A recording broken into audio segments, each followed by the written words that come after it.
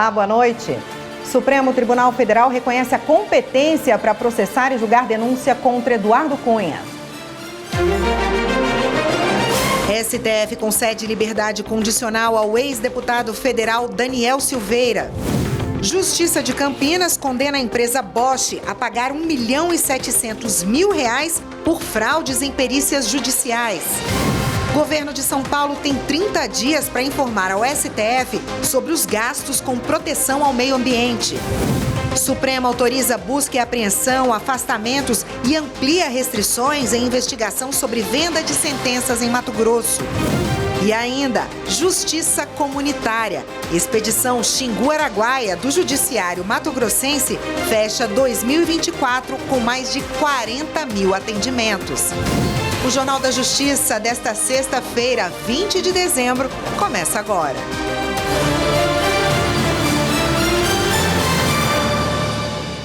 O ministro Alexandre de Moraes, do Supremo, concedeu liberdade condicional ao ex-deputado federal Daniel Silveira. Ele estava cumprindo pena no regime semiaberto. Repórter Viviane Novaes. O ministro Alexandre de Moraes concedeu o benefício porque Daniel Silveira pagou multa e cumpriu 1/3 da pena, o que permite a liberdade condicional para condenados por crimes comuns. Na decisão, o ministro afirmou: observa-se comprovado o bom comportamento carcerário durante a execução da pena, sem cometimento de qualquer falta disciplinar, e aptidão para prover a própria subsistência mediante trabalho honesto, aliado ao bom comportamento no trabalho que lhe foi atribuído durante a execução da pena. O ex-deputado foi condenado a 8 anos e 9 meses de prisão em 2022 por ameaças e incitação à violência contra ministros do STF e coação no curso do processo. A pena chegou a ser perdoada pelo então presidente da República, Jair Bolsonaro, mas a medida foi anulada no ano passado pelo Supremo. Daniel Silveira estava preso desde fevereiro de 2023, um dia depois do fim do mandato de deputado federal. Em outubro, Alexandre de Moraes autorizou a progressão de regime que passou para o semiaberto. Para a liberdade condicional, o ministro Alexandre de Moraes estabeleceu várias condições. Daniel Silveira terá que usar tornozeleira eletrônica e está proibido de se ausentar da comarca. Ele também terá que ficar em casa durante a noite e nos finais de semana. E está proibido de dar entrevista, de usar as redes sociais e de se comunicar com os indiciados pela Polícia Federal por tentativa de golpe de Estado. O passaporte do ex-deputado continua suspenso. O ministro Gilmar Mendes, do STF, reconheceu a competência da Corte para processar e julgar uma denúncia apresentada pelo Ministério Público Federal contra o ex-deputado Eduardo Cunha. A repórter Marta Ferreira traz os detalhes. Eduardo Cunha foi acusado de solicitar vantagem indevida enquanto ocupava o cargo de deputado federal no período de 2008 a 2015. Ele é réu em uma ação penal que correu na Justiça Federal de Brasília. Pela denúncia do Ministério Público Federal, Cunha teria liderado um grupo de parlamentares. Eles teriam elaborado requerimentos de investigação na Câmara dos Deputados com o intuito de constranger empresários de uma construtora em troca de propina. O inquérito que apurou essas suspeitas começou tramitando no STF e foi remetido à primeira instância da Justiça por causa da perda de foro dos envolvidos. A defesa do ex-deputado então pediu para a ação ser suspensa, até que o Supremo tenha concluído o julgamento sobre o tema. A discussão ainda não foi finalizada porque o ministro Nunes Marques pediu vista, mas já há maioria formada para ampliar a regra de que a competência da Corte é mantida mesmo depois de que a autoridade deixar o cargo. O ministro Gilmar Mendes é o relator do pedido. Ele atendeu em parte a solicitação. Na fundamentação, o ministro Gilmar Mendes aponta que o STF já formou maioria para alterar o entendimento sobre os limites do foro privilegiado e, por isso, a nova tese já deveria ser aplicada ao caso do ex-parlamentar. O ministro entende que, como regra de transição, a tese estabelece que devem ser mantidos todos os atos processuais. Gilmar Mendes apontou como válidos todos os atos processuais proferidos pela 10ª Vara Federal do Distrito Federal, incluindo o recebimento da denúncia. Dessa forma, Cunha vai responder pela prática de corrupção. O ministro destacou que, a partir dos elementos de cognição que embasam a denúncia, é forçoso reconhecer que as condutas delituosas imputadas ao reclamante têm relação com o exercício do mandato, razão pela qual a ação penal deve ser processada e julgada por esta Corte. E o STF arquivou uma investigação contra o senador Renan Calheiros sobre as fraudes no Postales, o Instituto de Previdência dos Correios. A Corte atendeu ao pedido da Procuradoria-Geral da República, que apontou falta de provas da participação de Renan Calheiros nos crimes apurados. Evne Araújo. O inquérito foi aberto em 2017 a pedido do então Procurador-Geral da República, Rodrigo Janot. As suspeitas à época indicavam a participação de Renan Calheiros em um esquema de contratos fraudulentos no Fundo de Pensão dos Correios. Em nova manifestação, a PGR se posicionou pelo arquivamento da investigação diante da inexistência de indícios de participação do político nos fatos em apuração. Na decisão, o ministro Flávio Dino ressaltou que é do Ministério Público Federal a palavra definitiva sobre a existência ou não de elementos para o oferecimento de ação penal. O ministro também observou a longa duração do prazo de investigação sem que fossem obtidos indícios de autoria ou prova de materialidade de crimes. O plano Pena Justa com ressalvas foi homologado pelo Supremo. O projeto da União e do Conselho Nacional de Justiça cria medidas contra a violação de direitos humanos no sistema penitenciário brasileiro. Acompanhe na reportagem de Carolina Chaves. Em outubro de 2023, o Supremo Tribunal Federal reconheceu o estado de coisas inconstitucional no sistema penitenciário em razão dos abusos ocorridos nas prisões pela inércia do Estado e deu início ao Plano Pena Justa com a finalidade de criar mecanismos para enfrentar as violações de direitos humanos contra os detentos. O plano foi homologado esta semana com ressalvas e medidas devem ser discutidas pelos três poderes para torná-lo justo e efetivo. Entre elas, a necessidade de uma definição mais clara sobre o financiamento para o Fundo Penitenciário Nacional, o FUNAPEN, que vai custear a execução do plano. Além disso, o documento deve apresentar como será a compensação pelos danos a presos submetidos a condições degradantes. Também tiveram ressalvas quanto à proibição do ingresso de pessoas com transtornos mentais em hospitais de custódia, tema que já é alvo de ação na Corte, e a remissão de pena nos casos que houver omissão do Estado na oferta de trabalho ou estudo para os detentos. O plano que vinha sendo discutido entre Judiciário e União visa garantir melhorias sobre a infraestrutura, alimentação, higiene, saúde e medidas de combate à superlotação dos presídios. Ele está dividido em 4 eixos e cada um é composto com medidas, metas e indicadores de monitoramentos e avaliação dos principais problemas do sistema penal. Na última sessão de 2024, o Tribunal Superior do Trabalho comemorou a eficiência e a agilidade na solução de processos. Quem acompanhou foi Michele Chiapa. O presidente do Tribunal e do Conselho Superior da Justiça do Trabalho, ministro Aloísio Corrêa da Veiga, anunciou que até novembro foram julgados 469.868 processos, incluindo casos novos e recursos internos, um crescimento de 2,97% de produtividade em relação ao ano passado. Em 2023, foram 456 mil processos julgados. O presidente do TST ressaltou o impacto das decisões do tribunal para a economia do país.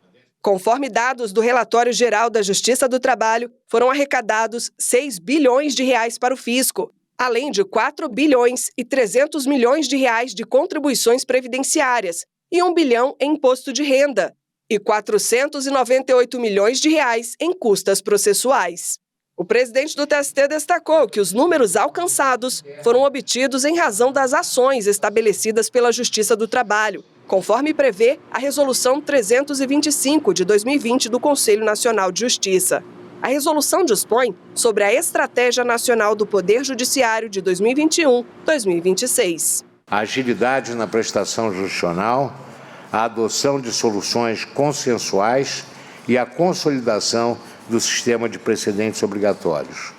Em todos os mencionados desafios, a Justiça do Trabalho e o Tribunal Superior do Trabalho têm avançado a passos bem largos.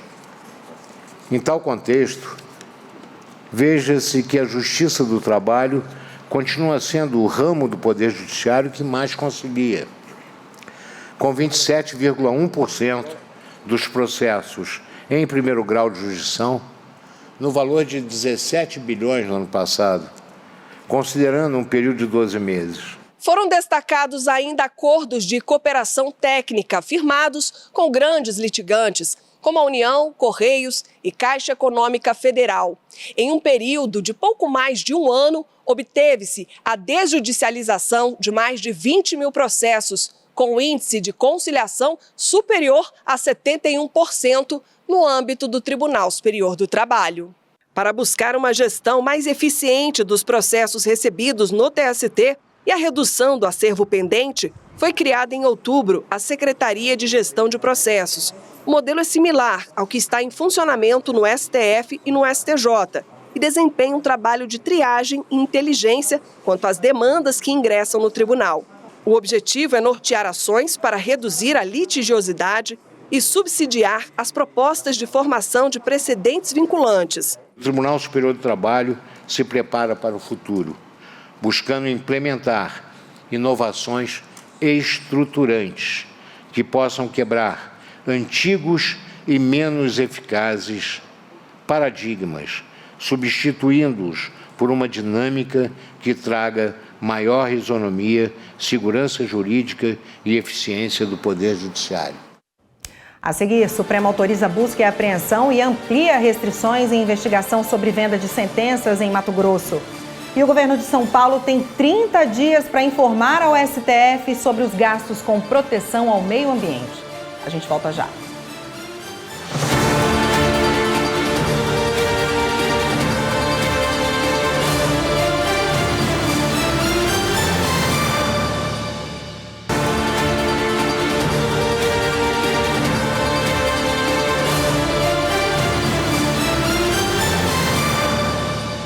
O ministro Cristiano Zanin, do Supremo, autorizou busca e apreensão e ampliou as restrições a um desembargador do Tribunal de Justiça de Mato Grosso, a mulher dele e a uma servidora da corte. Eles são suspeitos de participar de um esquema de venda de sentenças judiciais. A decisão atende a um pedido da Polícia Federal. Segundo as investigações, o magistrado fez várias operações de venda e compra de imóveis para ocultar o dinheiro ilícito. O magistrado já estava afastado do cargo, agora a esposa dele e a servidora também foram afastadas. O ministro Zanin autorizou o bloqueio de até R$1.800.000 desses três envolvidos. E o Supremo deu prazo de 30 dias para que o governo de São Paulo informe sobre os gastos com proteção ao meio ambiente em 2023 e agora em 2024. Repórter Carolina Chaves. A decisão liminar é do ministro Flávio Dino, na ação apresentada pelo Partido Socialismo e Liberdade, PSOL. A legenda alega que o governo paulista se omitiu nos deveres de proteção ambiental e pede aumento no valor previsto para combate a incêndios e a intensificação da proteção dos biomas Cerrado e Mata Atlântica. Na liminar, o ministro Flávio Dino afirma que os dados apresentados pelo PSOL indicam um cenário de vulnerabilidade ambiental e, por isso, determinou que o Estado apresente em 30 dias um relatório detalhando a execução orçamentária dos programas de proteção ao meio ambiente nos últimos 2 anos. Além disso, o documento deve detalhar em especial as causas da não execução de recursos em atividades que visam a prevenção de queimadas. A decisão será submetida a referendo pelo plenário do STF. O Ministério Público Federal entrou com uma ação na Justiça para que sejam suspensas as atividades de mineração numa área de proteção ambiental no município de Tapajós, no Pará. Em uma ação civil pública com o pedido de urgência, o Ministério Público Federal solicitou na Justiça a suspensão imediata dos estudos e explorações de minerais em área de proteção ambiental, que estão sendo feitos sem autorização do ICMBio no Tapajós, sudoeste do Pará. Para o MPF, a Agência Nacional de Mineração tem permitido os trabalhos na região mesmo que sejam contra a lei e não tenham aval do Instituto Chico Mendes.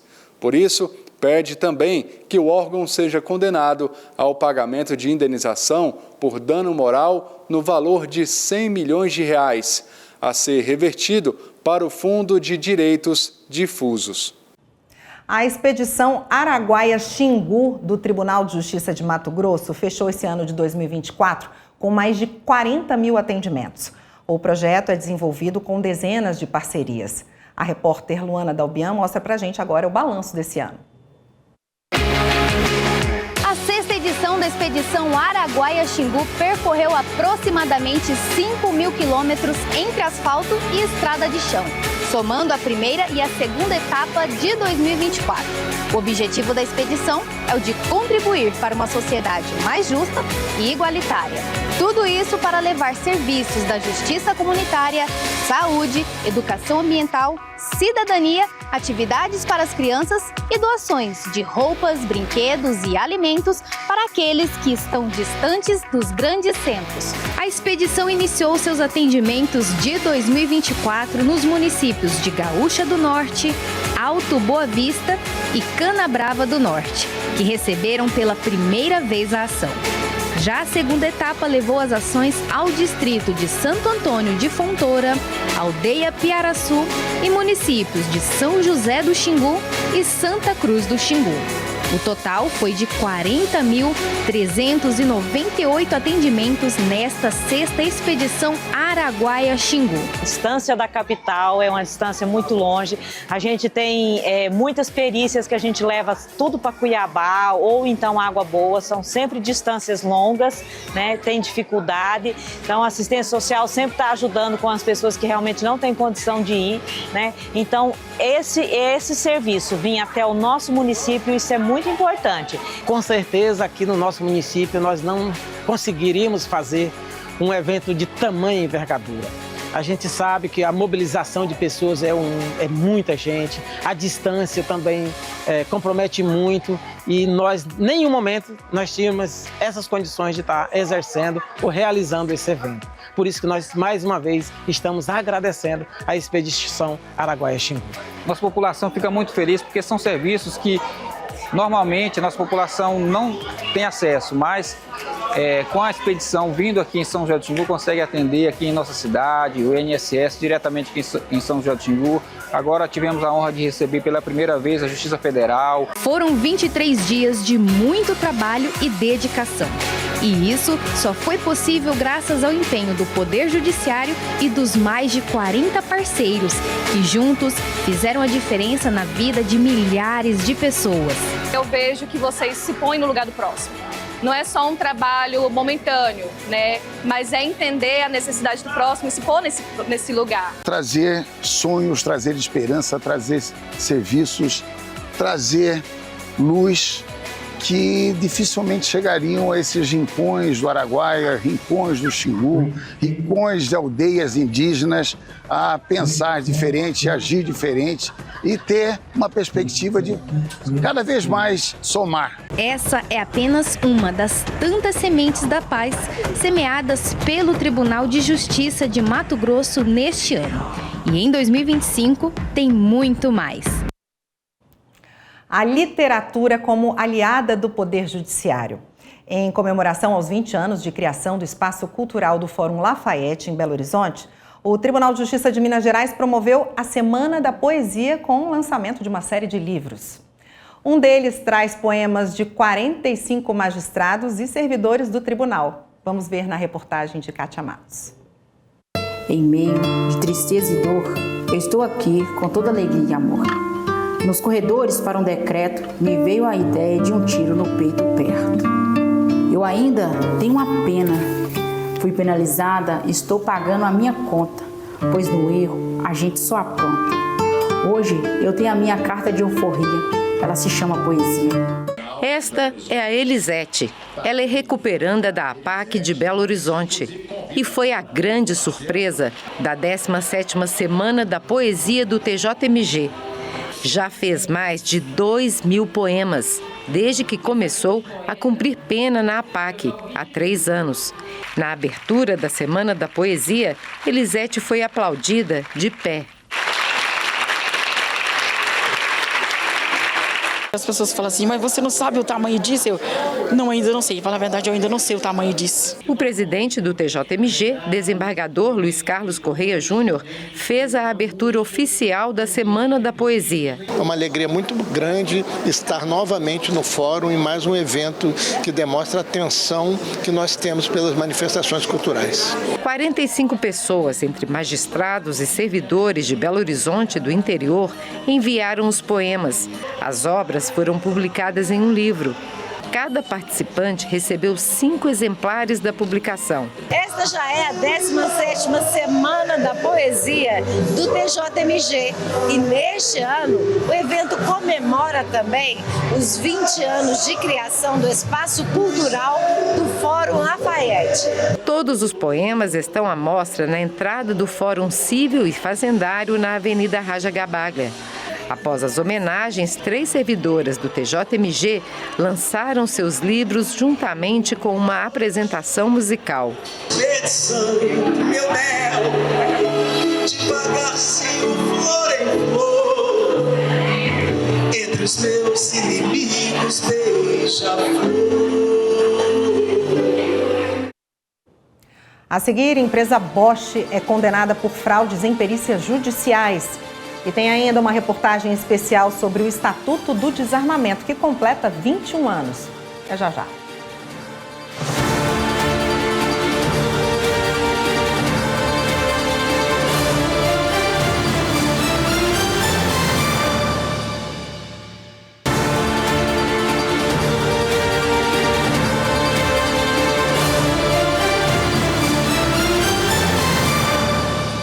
A empresa alemã Bosch, de engenharia e tecnologia, foi condenada por fraudes em perícias trabalhistas. O repórter Pablo Lemos tem as informações.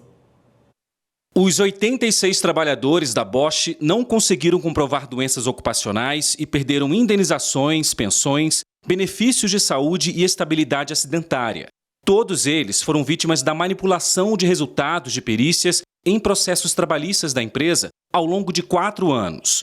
Uma investigação do Ministério Público Federal revelou que peritos médicos e assistentes técnicos recebiam propina para alterar os resultados e elevar os índices de sucesso em processos contra a multinacional desde 2010. O Ministério Público do Trabalho ajuizou uma ação civil pública com base nas informações do MPF. Em defesa, a Bosch alegou que a responsabilidade foi de um ex-funcionário e que os pagamentos não afetaram diretamente os resultados dos processos. As investigações revelam que entre 2010 e 2014, os 86 processos trabalhistas contra a multinacional foram afetados por 8 peritos judiciais. Eles ainda teriam tido a ajuda de um assistente técnico, que garantia a fraude nos laudos periciais, solicitando à empresa a liberação de valores para o pagamento das propinas. E para formalizar a transação, a Bosch teria emitido 2 notas fiscais, uma referente aos serviços de assistência técnica e outra com o valor disfarçado. De acordo com o MPF, o esquema foi tão bem organizado que até um contrato de prestação de serviços teria sido alterado para que os honorários adicionais fossem usados para pagar propina aos peritos. A primeira vara de Campinas, com base nessas informações, destacou a responsabilidade objetiva da empresa pelos danos causados. Segundo a decisão, a prática de pagamento de vantagens indevidas a peritos judiciais configura conduta antijurídica, que atinge a coletividade com grau de reprovabilidade diante da ordem jurídica e que o dano não exige prova para autorizar o deferimento da indenização por dano moral coletivo. A Bosch foi condenada a pagar R$100 mil por danos morais coletivos que devem ser revertidos a um fundo para a reconstituição dos bens lesados. Cada um dos 86 trabalhadores da empresa deve receber quantias entre R$15 e R$30 mil, o que corresponde a um total de 1.795 milhões de indenizações. A multinacional ainda pode recorrer. E na próxima segunda-feira, dia 22 de dezembro, o Estatuto do Desarmamento completa 21 anos. A lei trata de registro, munição, comércio e também define crimes e punições. A repórter Kátia Gomes preparou uma reportagem especial sobre esse tema. Você vai entender a diferença entre posse e porte de armas de fogo e também como o Superior Tribunal de Justiça lida com esses casos.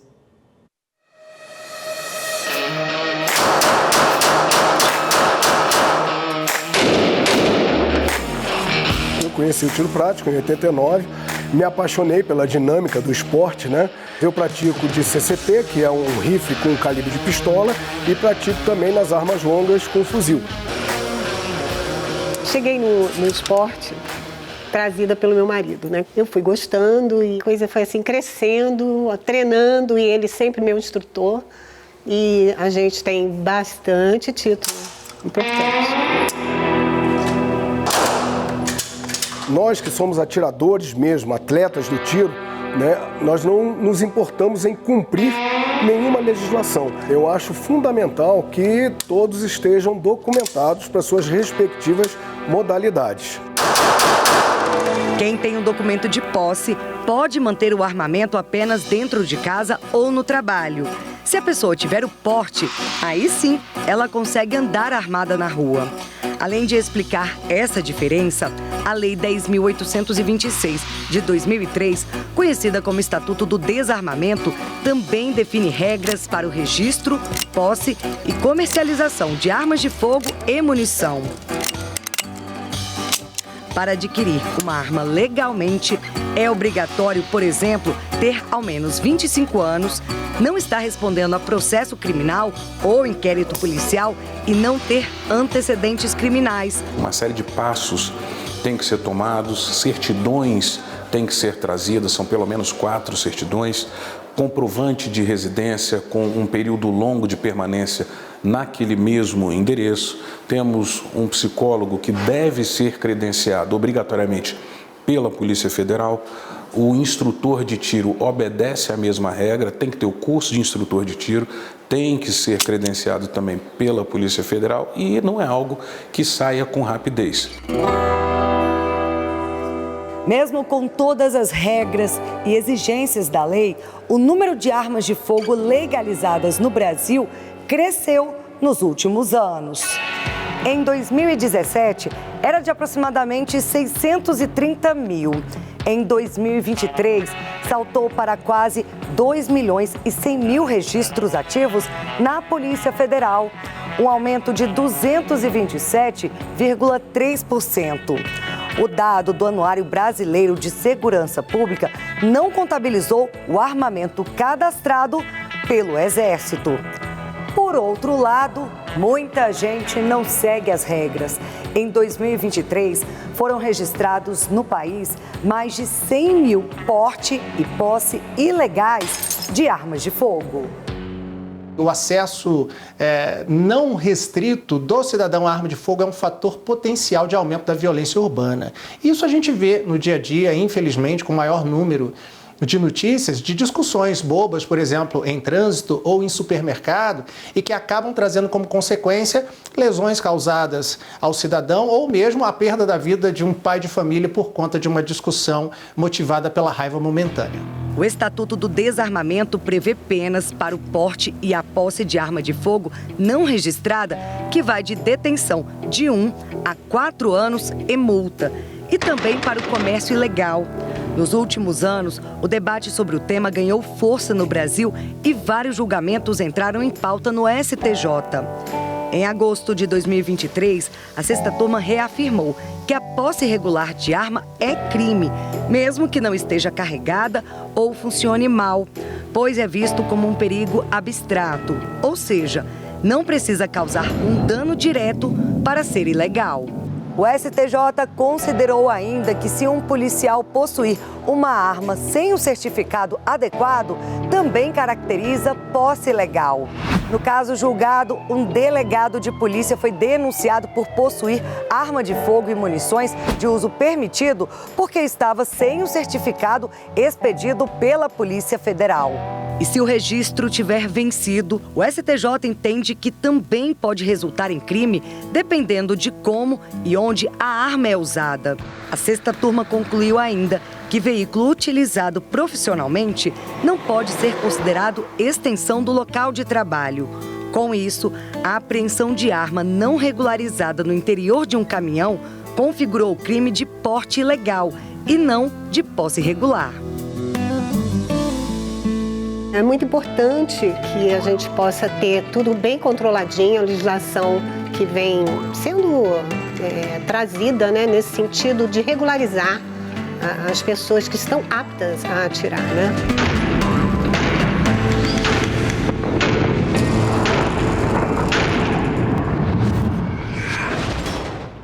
A terceira turma do STJ decidiu que sites que entregam informações solicitadas pela Justiça sem criar dificuldades não precisam pagar honorários advocatícios. Isso vale porque não houve disputa ou resistência que justificasse a condenação em custas processuais. Jéssica Castro. No caso julgado pela terceira turma do STJ, um homem pedia que uma plataforma de comércio eletrônico excluísse um anúncio e fornecesse os dados de usuário do site que seriam violadores de patente. O objetivo era usar as informações em futura ação na defesa de direitos de propriedade intelectual. A plataforma atendeu ao pedido judicial e forneceu prontamente os dados cadastrais e os registros solicitados. O juízo de primeiro grau havia considerado a ação parcialmente procedente, mas não determinou que a plataforma pagasse honorários advocatícios. Isto porque não houve resistência por parte da empresa ao cumprimento da ordem. O tribunal de segunda instância manteve a decisão. A conclusão foi de que não seria aplicável ao caso o princípio da causalidade, que impõe o pagamento de honorários à parte que deu causa ao processo. No STJ, o autor da ação sustentou que seriam devidos honorários advocatícios em favor dele, considerando a procedência da ação. Ao analisar o caso na terceira turma, a relatora, a ministra Nancy Andrighi, destacou que o Marco Civil da Internet exige ordem judicial para a entrega de dados sigilosos, especialmente em casos de produção antecipada de provas para ações civis ou penais. A ministra, que teve o voto acompanhado pelo colegiado, explicou que a requisição de registros é semelhante à produção antecipada de provas e que, se não houver resistência da parte que deve fornecer os dados, não há ônus de sucumbência. A falta de credenciamento da entidade certificadora na ICP Brasil por si só não invalida a assinatura eletrônica. Esse entendimento também é da terceira turma do Superior Tribunal de Justiça. O Tribunal de Justiça do Paraná manteve a decisão de primeiro grau que considerou inválida a assinatura digital de uma plataforma que oferece o serviço, pois a entidade não era credenciada na infraestrutura de chaves públicas brasileira, ICP Brasil. Portanto, a assinatura digital não seria válida para efetivar um contrato de empréstimo referente a um veículo dado como garantia, pois não seria suficiente para assegurar a autenticidade dos documentos. Assim, a Justiça Paranaense decidiu extinguir o processo. No recurso especial ao STJ, a credora sustentou a validade da assinatura digital do contrato firmado entre as partes. Também afirmou que a autenticidade poderia ser conferida no site da plataforma que oferece o serviço. Além disso, defendeu que é opcional o uso de assinatura certificada pela ICP Brasil. Por fim, destacou o princípio da liberdade, das formas e a validade dos contratos eletrônicos, classificando a assinatura eletrônica avançada capaz de garantir a veracidade do documento. Para a ministra Nancy Andrighi, relatora do recurso especial na terceira turma, a assinatura eletrônica avançada tem presunção de veracidade menor quando comparada à assinatura eletrônica qualificada, que utiliza a certificação ICP Brasil. Porém, a magistrada explicou que o sistema de certificação pela ICP Brasil, embora amplamente utilizado, não exclui outros métodos de validação jurídica para documentos e assinaturas eletrônicas.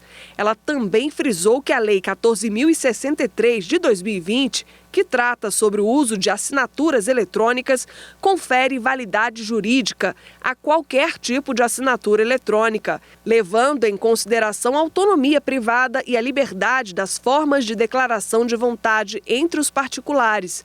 Nesse sentido, a ministra observou que, no caso julgado, as partes acordaram expressamente em utilizar o método de assinatura eletrônica indicada pela credora, ou seja, houve presunção de acordo de vontades quanto à utilização do método firmado por meio da plataforma, que inclusive passou por processos de verificação para confirmar a veracidade das assinaturas. Por unanimidade, o colegiado entendeu que a presunção de veracidade de uma assinatura eletrônica certificada por pessoa jurídica de direito privado não pode ser afastada pelo simples fato de a entidade não estar credenciada na infraestrutura de chaves públicas brasileira. Veja no próximo bloco, o INSS em Cabo Frio, no Rio de Janeiro, terá que adaptar o prédio para atender as pessoas com deficiência. E você vai conhecer um pouco mais do trabalho da Polícia Militar do Distrito Federal e a atuação na prevenção de crimes. A gente volta já.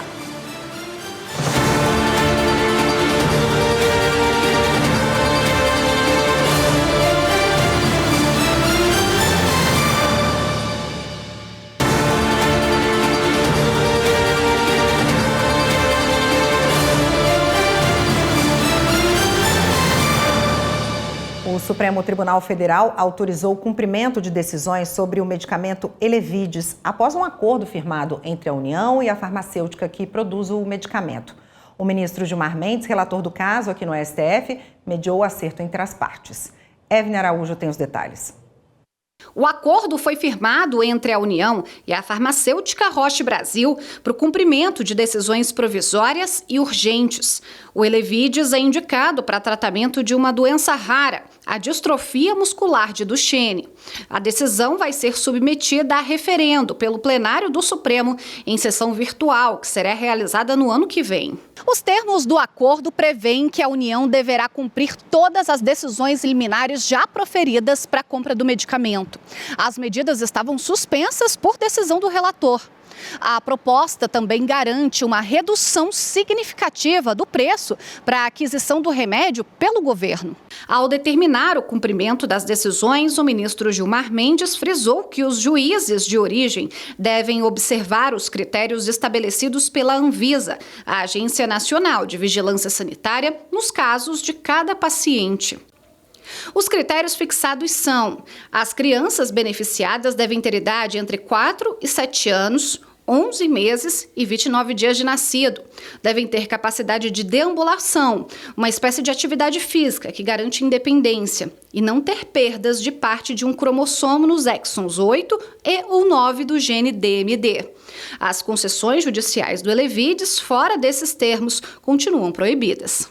O ministro Gilmar Mendes fixou prazo de 90 dias para a União finalizar os trâmites administrativos para cumprir todas as medidas liminares, como o procedimento de inexigibilidade de licitação e disponibilização orçamentária. Em relação a pacientes que possam perder a janela de elegibilidade para a infusão do medicamento nos próximos 150 dias, o ministro fixou que o Ministério da Saúde está autorizado a implementar todas as medidas necessárias para garantir a importação do remédio.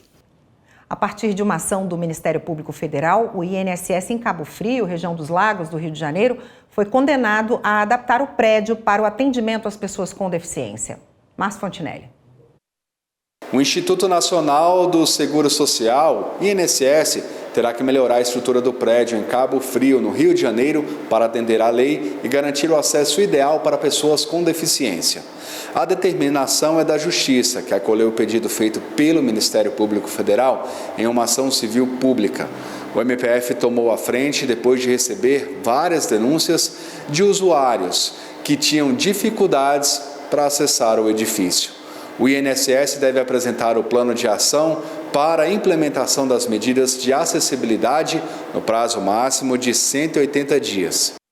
O Fórum de Olho d'Água das Flores em Alagoas foi reinaugurado. O repórter André Risco acompanhou e mostra as novas instalações para a gente. Acompanhado de vários desembargadores, o presidente Fernando Tourinho inaugurou a reforma do Fórum de Olho d'Água das Flores. O prédio leva o nome do primeiro promotor da comarca, o doutor José Martins Filho, pai do ministro Humberto Martins, que esteve presente durante o evento. Eu fico muito feliz, é uma reforma do fórum, o fórum que anteriormente recebeu o nome de meu pai, Zé Martins Filho, procurador de justiça, 47 anos dedicado ao Ministério Público de Alagoas e à Justiça alagoana, fazendo do direito um instrumento pela paz. Já o Salão do Júri ganhou o nome do desembargador José Fernando Lima Souza, pai do presidente Fernando Tourinho. Muito feliz de estar aqui, ministro Humberto presente, vários desembargadores, juízes servidores e a comunidade de Olho d'Água das Flores é que será melhor e mais atendida pelas pessoas que trabalham aqui neste fórum. Com um investimento de aproximadamente R$ 740 mil provenientes do Fundo Especial de Modernização do Poder Judiciário, a reforma contemplou melhorias nas áreas interna e externa, corrigindo problemas e garantindo mais conforto. Foi feita a nova readequação do Salão do Júri de acordo com as novas regras do CNJ. Isso já é um serviço que está sendo feito pela DIF em alguns fóruns do Sertão. E a gente revitalizou gradil, lâmpadas de fora aqui dos postes, que eram lâmpadas halógenas, elas são hoje de lâmpadas LED. Esse muro, o muro do entorno do fórum, ele estava em colapso, então a gente refez o muro, a pintura do fórum, pintura de estacionamento, colocamos piso tátil, esse piso tátil não existia para deficientes. Telhado, ele foi trocado 100%. Esse telhado nunca foi mexido nesses 12 anos, então ele foi revitalizado e trocado, foi permeabilizado. O juiz da comarca elogiou o trabalho realizado e destacou a importância da modernização para os servidores e para a população. O fórum já era bom e agora com essa reforma melhorou exponencialmente para nós magistrados, para os servidores. E agora mais bonito, vai ficar mais legal para todo mundo, né? Principalmente para a população aqui da região. O Tribunal Regional Federal da Primeira Região, com sede aqui em Brasília, substituiu a prisão preventiva do empresário Marcos Moura por medidas cautelares. Ele é investigado por um suposto esquema de fraudes e desvios de recursos públicos relacionados ao Partido União Brasil. Regina Souza. A desembargadora Daniela Maranhão fundamentou a mudança na ausência de requisitos concretos que justificassem a prisão.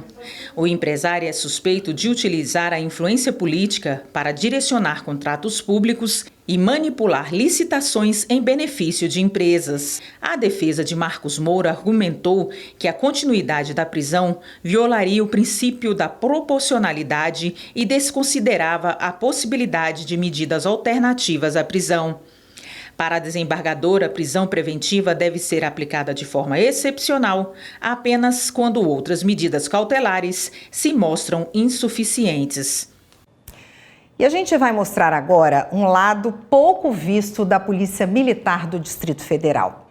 Além de atuar pela segurança dos moradores, a instituição faz um trabalho social importante e muito eficiente para a prevenção de crimes. Vamos conhecer na reportagem de Carolina Chaves.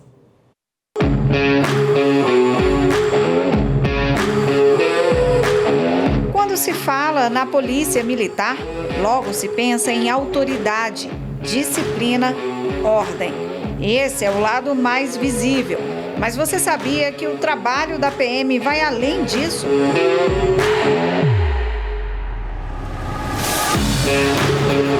Pode não parecer, mas os policiais também atuam em ações sociais. O Centro de Políticas e Segurança Pública da Polícia Militar do Distrito Federal oferece incentivos nas áreas de educação, saúde e esportes para a comunidade. Os programas são para aproximar, né, a comunidade da Polícia Militar e trazer também essas crianças para dentro dos quartéis, trazer as famílias para dentro dos quartéis. Nós queremos criar um relacionamento com a comunidade de confiança, onde nós vamos poder prevenir o crime antes mesmo de que ele brote no coração de uma criança ou de uma família. É para isso que a PM também se dedica a projetos sociais que transformam vidas. Os policiais estão nas escolas, nos campos de esporte, nas comunidades, promovendo cidadania e o bem-estar social. O esporte, por exemplo, é uma ferramenta poderosa para o desenvolvimento integral de crianças e adolescentes. A PMDF oferece aulas de diversas modalidades, incentivando a prática de atividades físicas e promovendo valores como disciplina, respeito e trabalho em equipe. Que é um trabalho muito importante com a presença de projetos sociais, principalmente para aquelas crianças que não podem, de repente, pagar uma escolinha de futebol ou de uma arte marcial. Além de aulas de futebol, a equipe também há aulas de equitação e ecoterapia para reabilitação. muitas vezes ajudam essas crianças ali a ter um pouco mais de qualidade de vida e acaba ajudando também os pais dessas crianças com necessidades especiais. A violência doméstica é um problema grave que afeta muitas casas. Os policiais acompanham de perto, incentivando as denúncias.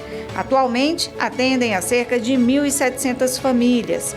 O acompanhamento pode ser solicitado na assistência da Prevenção Orientada à Violência Doméstica, a Provide, diretamente nos quartéis. Ela é observada, a Polícia Militar entra no seu lar, adquire um relacionamento com aquela família e em alguma observação, se ela precisar ser encaminhada a algum órgão da rede de enfrentamento que nós participamos, Secretaria de Saúde, a Secretaria da Mulher, o CRAS, o CREAS, essa mulher será encaminhada também para que seja assistida por estes órgãos da rede de enfrentamento. A Polícia Militar do Distrito Federal ainda tem um acordo de cooperação técnica com o Tribunal de Justiça do DF que permite acelerar a autorização e o cumprimento de medidas protetivas.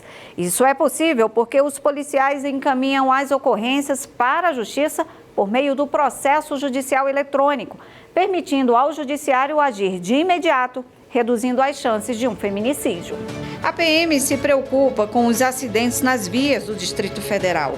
Por isso, o Centro de Políticas e Segurança Pública também desenvolve programas educativos, como os Guardiões do Trânsito, para ensinar às crianças a importância de respeitar as leis e se proteger nas ruas.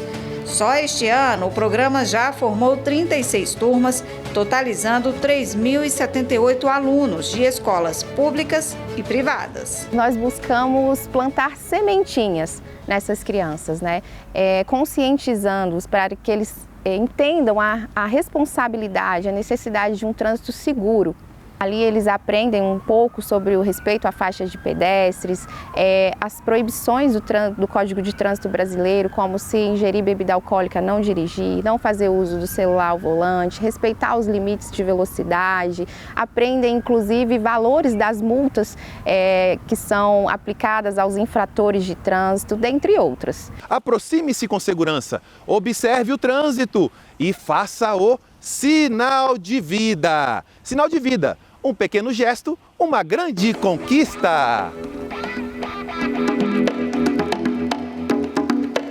Além das ações nas escolas, a PMDF faz visitas a comunidades, desenvolve projetos de educação ambiental e realiza ações de combate às drogas. A aproximação da PMDF com a sociedade, principalmente com crianças em situação de vulnerabilidade, é fundamental para construir uma relação de confiança e respeito mútuo. O reflexo não é só nas ruas, mas também fora delas, dentro do lar. Essas crianças que frequentam os projetos, elas têm uma maior responsabilidade com os pais, passam a respeitar mais. Ao aumento das notas nas escolas, elas se dedicam mais, elas se sentem pertencentes à sociedade.